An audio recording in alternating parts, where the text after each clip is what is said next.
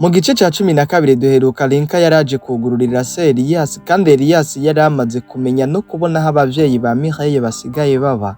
Claude nawe mugabo wa Mireille yari afungiwe kwa Elias, acunzwe bikomeye cane na Dave.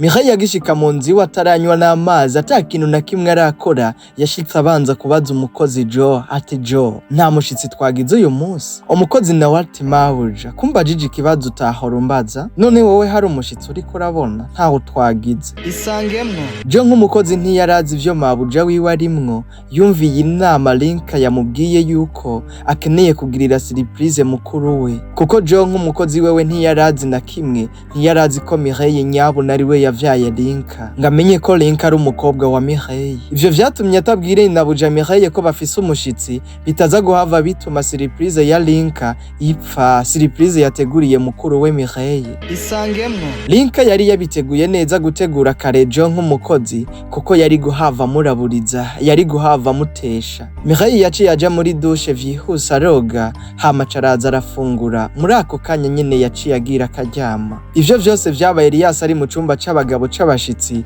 mu gihe LYNCA nawe yari ari mu cumba c'abagore c'abashitsi nyene. Dave nawe yari yasigaye muhira arinze Claude bikomeye cane, ariko kandi yahavuye hamagara LYNCA kuri telefone aramubaza uko bimeze, aramubaza uko vyifashe iyo bari. LYNCA nawe aramwishura ati vyagenze neza kurusha uko twabikeka, twebwe gahunda zacu zagenze neza, ahubwo nawe mbwira ngaho muri n'amahoro? Isangemwo. Dave, ubu turi ku ruhande rumwe ndabibona, kandi ndashaka ko tuganira.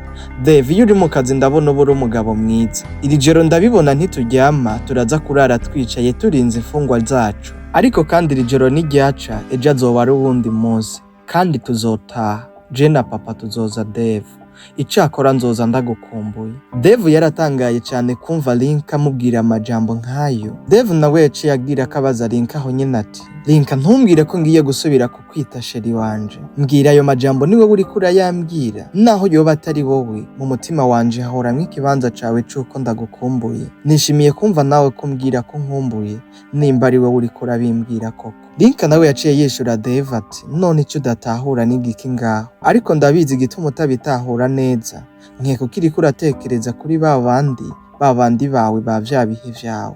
Dave nawe yaciye abwira LYNCA ati oya, ntukavyiyumvire n'ukuri, biriya vyari ivyo muri kahise, burya bijya vyararenganye, biriya vyanteye kwiyiga, kandi nariyize ubu narimenye, naramenye uwo nkeneye kuba, kandi ubu uwo nkeneye mu buzima bwanje n'umwe. LYNCA ati Dave, ukeneye nde? Dave nawe ati nkeka ari jewe atari wowe, ni wewe nyene LYNCA, niwe nkeneye mu buzima bwanje. Wowe warengeye vyose ukanangarura mu kazi, ata akazi nari nsigaye mfise, nkaba noneho numvise ko nkikurimo, nkigifise ikibanza mu mutima wawe. Nta wundi nkeneye atari wowe, please. Isangemwo. Abavyeyi ba Mireille nabo ntibigeze boroherwa muri iryo joro, nyuma yo kumva inkuru ibagezeho, bayigejejwe ko n'umukobwa wabo ko ivyo bakoze vyose atana kimwe kikiri banga. Se wa Mimi yabwiye umugore wiwe ati turakeneye kuvugana na Mireille mu gitondo ca kare, ndabona dukeneye kuva mwa kino gihugu, ndabona twebwe zatwakiye, turakeneye kuva hano duhunge tuje kure ya hano.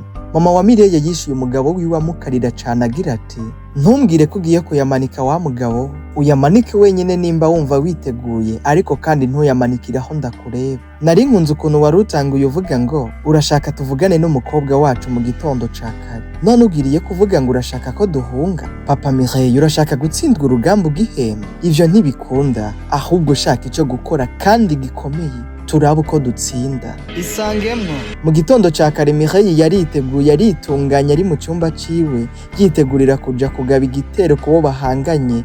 Yabikora vyose atazi ko abo bahanganye bararanye mu nzu imwe, mu nzu iwe. Mireille yagize ngo arakora ku rugi yugurura asohoka ave mu cyumba ciwe, acugurura Elias yafashe ukuboko, LYNCA nawe afata ukundi. Bamutaye muri yompi, ndavuga amaboko abiri, kumwe kwa Mireille ukundi kwa Elias. Bamutaye muri ayo maboko bamubwira ngo twizere ko wagize ijoro ryiza, wateguye na buri kimwe mu vyo ugiye gukora, ariko kandi aho wari uri wahavuye udasavye uruhusha, niyo mpamvu turi hano. Mireye yagize ngo avuze induru kugira ngo umukozi basaje kumutabara baba bamuzibishije akanwa baca bamusohora bucece mw'ibanga rikomeye cane no mu modokari yabo, imodokari nziza bari bateguye. Baciye bamubwira ngo aka niko kanya ko kugira ngo tugusubize aho umugabo wawe afungiwe.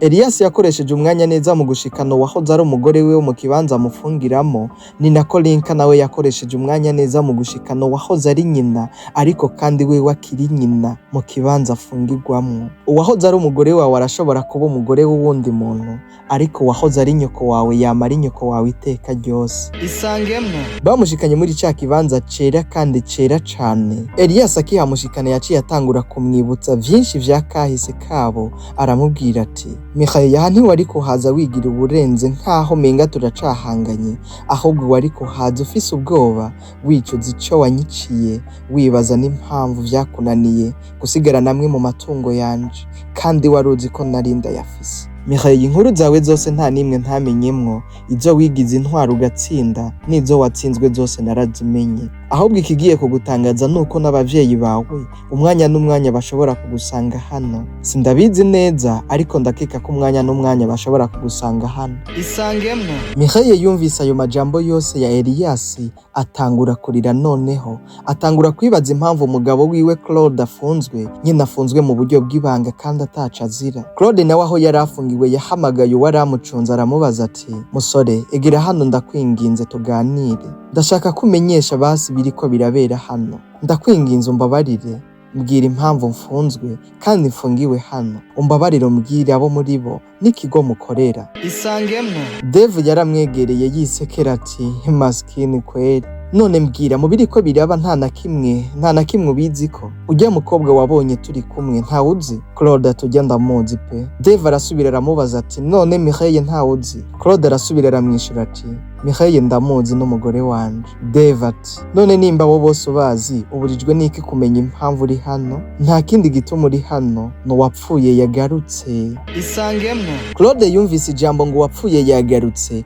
none haca yibuka kibona ku mbuga ngurukana bumenyi, ku mbuga hwaniro ifoto ya LYNCA ari kumwe n'ubundi mupapa, noneho yanditse ko ngo uwapfuye yagarutse. Musore ntanguye gusa n'uwibukamo bike ariko vyinshi ndacavyibaza, mbwira nogirirwa amahirwe yo guhura n'umugore wanje basi niyo woba ari umunota umwe woba umaze kabisa. Isangemwo Dave yaciye ahamagara Elias ati noneho wa mugabo atanguye gukoresha ubwenge bwiwe, ico twamushakamwo yegereje kugikora, ambwiye ngo arakeneye kuvugana n'uwo yito wiwe. Elias yaciye avuga ati urakoze cyane kongeza hayo makuru, muzane noneho muri aka kanya nyine vyose birateguye. Isangemwo nawe tubafasha kumenyekanisha ibikorwa vyiza vyanyu mwashitse ko vyinashikirwa, tubafasha gukesha ibidandazwa n'ibikorwa vyanyu bikagumana ubuziranenge bigahurumbirwa na benshi. Erega tubafasha no kwereka inshuti zanyu zazindi zababwira ko ataco muzopfa mushitse koko mwagize ico mushikako. Tubafasha no gukora n'ibindi vyinshi namwe murabizi. Ntimubizi ko muri Isangemwo nawe twabarahiye ko tutazigera tubabihiriza umunsi, tugane ntimuzigera mutunenga. Duhamagare nimba wanyuzwe cyangwa ushaka kunyurwa n'ubu butumwa tugushikirije kuri 61 81 19